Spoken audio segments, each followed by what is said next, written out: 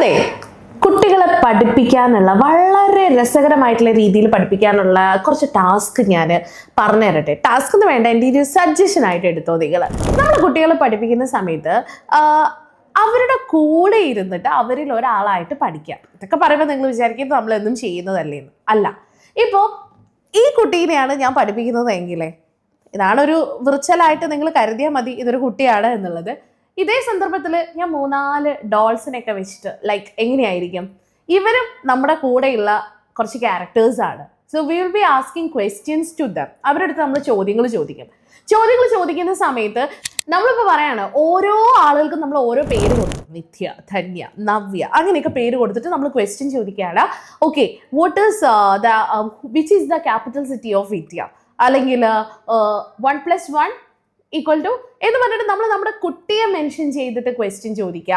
അല്ലെങ്കിൽ കൂടെ നമ്മൾ ക്യാരക്ടേഴ്സ് ആയിട്ട് നമ്മൾ ഉണ്ടാക്കിയെടുത്ത കുറച്ച് ആളുകൾ ഉണ്ടാവില്ലേ, അവരെ മെൻഷൻ ചെയ്തിട്ട് നമ്മൾ ക്വസ്റ്റ്യൻസ് ചോദിക്കുക. ഇങ്ങനെയുള്ള സന്ദർഭങ്ങളിൽ കുട്ടികൾക്ക് ആൻസർ പറയാനുള്ള ഒരു ടെൻഡൻസി കൂടും.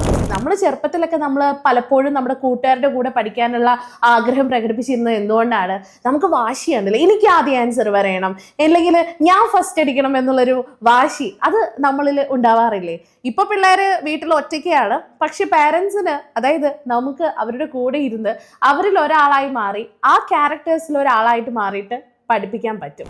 So just apply this in your studies, it will definitely help you.